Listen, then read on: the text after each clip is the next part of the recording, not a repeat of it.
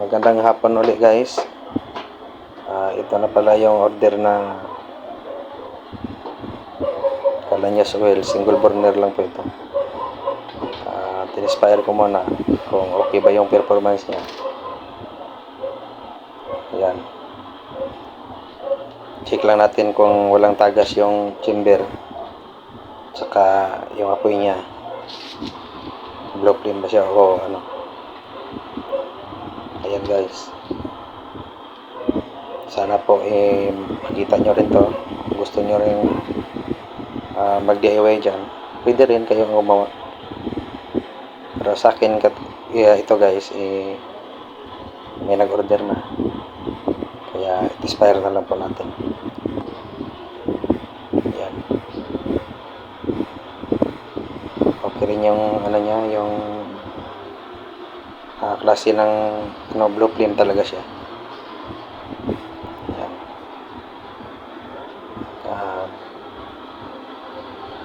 Yung ano niya, yung angle bar na ginamit dyan, makapal siya. 1 in 1/2 ng angle bar yan.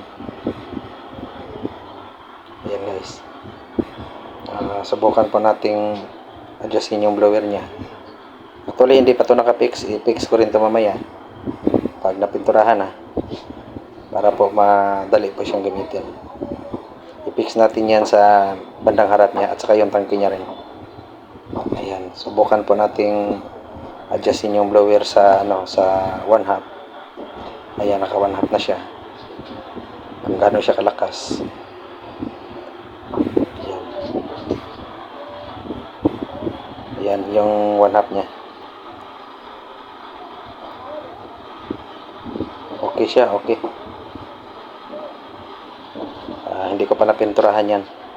Hindi pa kasi na finish yan.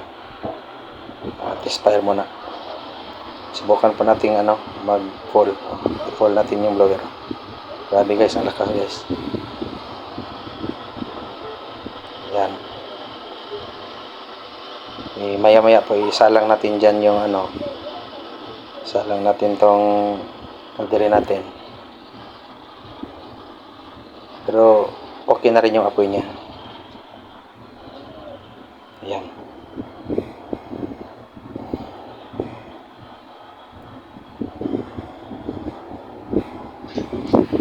Try natin ulit guys. Isa lang yung yung kalderin.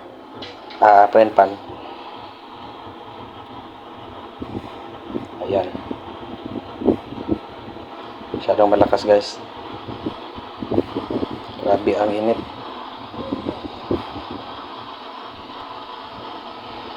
Ayan, okay to sa mga guys, sa mga heavy users. Yung ikarinterya dyan, mas mabuti na pag may budget, bumili kayo nito. Hindi siya masyadong magastos. Just oil lang. Yan yung mga engine oil, mas maganda. At yan guys, kita nyo naman guys, parang tinutusok yung puwit ng yung puwit ng frying pan.